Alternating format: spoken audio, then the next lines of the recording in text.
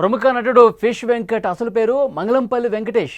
Telugu cinema పరిశ్రమలో హాస్య నటుడిగా, సహాయ నటుడిగా, కామెడీ విలన్గా మంచి గుర్తింపు పొందాడు ఆయన.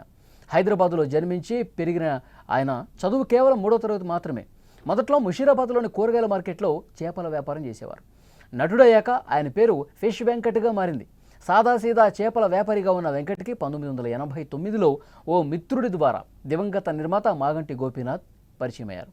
1991లో నిర్మించిన జంతర్ మంతర్ చిత్రంలో వెంకట్కి తొలిసారి నటించే అవకాశం వచ్చింది. ఆ సినిమాతో పెద్దగా గుర్తింపు రాలేదు. అయినప్పటికీ కూడా అడపదడప ఆయన సినిమాలు చేసుకుంటూ వెళ్లారు. 2000 సంవత్సరంలో సమ్మక్క సారక్క సినిమాలో నటించాడు. వివి వినాయక్ దర్శకత్వంలో ఎన్టీఆర్ నటించిన ఆది సినిమాలో తొడగొట్టు చిన్న అనే డైలాగ్ ఫిష్ వెంకట్కి మంచి పేరు తీసుకొచ్చింది. ఆ తర్వాత వరుసగా ఛాన్సులు రావడంతో బిజీ నటుడిగా మారారు ఆయన.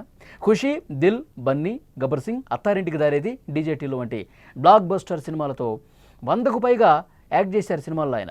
ఫిష్ వెంకట్ తనదైన కామెడీ మేనరిజం, తెలంగాణ యాసతో ప్రేక్షకులకు బాగా దగ్గరయ్యాడు. తాను ఈ స్థాయిలో ఉన్నానంటే దివంగత నటుడు రియల్ స్టార్ శ్రీహరి అని చాలా ఇంటర్వ్యూల్లో కూడా ఆయన చెప్పినటువంటి పరిస్థితి. ఇక ఫిష్ వెంకట్కి భార్య, 3 కొడుకులు, 1 కూతురు ఉన్నారు. అయితే గత కొన్ని సంవత్సరాలుగా ఆయన పలు ఆరోగ్య సమస్యలతో ఇబ్బంది పడుతున్నారు. 4 ఏళ్ల క్రితం కాలికి గాయమైంది. రక్తపోటు, డయాబెటీస్ కూడా ఉండటంతో 2 కిడ్నీలు చెడిపోయాయి. డయాలసిస్ తీసుకుంటూ ఉన్నారు. ఆర్థిక ఇబ్బందుల కారణంగా ఆయన కుటుంబం వైద్య ఖర్చులను భరించలేక దాతల కోసం ఎదురు చూసినటువంటి పరిస్థితి. ఆయన పరిస్థితి అప్పట్లో సుమన్ టీవీ ముందుగా వెలుగులోకి తీసుకొచ్చింది. సినిమా ఇండస్ట్రీలో ఉన్నటువంటి చాలామంది పెద్దలు, అభిమానులు స్పందించారు కూడా. మెగాస్టార్ చిరంజీవి 2 లక్షలు, డిప్యూటీ సీఎం పవన్ కళ్యాణ్ గారు 2 లక్షలు, fishermen corporation chairman Sai Kumar వంటి వారు ఆర్థిక సాయం అందించారు.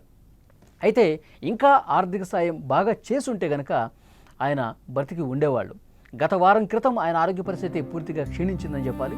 కుటుంబ సభ్యులు చందానగర్లోని ఒక ప్రైవేట్ ఆసుపత్రిలో జాయిన్ చేయించారు. ఈ క్రమంలో చికిత్స పొందుతూ గత రాత్రి ఆయన చనిపోయారు. ఆయన చివరి చిత్రం నరకాసుర. గత కొంతకాలంగా అనారోగ్యం కారణంగా సినిమా అవకాశాలు పూర్తిగా తగ్గిపోయాయి. ఒక్కటంటే ఒక్క సినిమా కూడా గత 2 సంవత్సరాల్లో చేయని పరిస్థితి.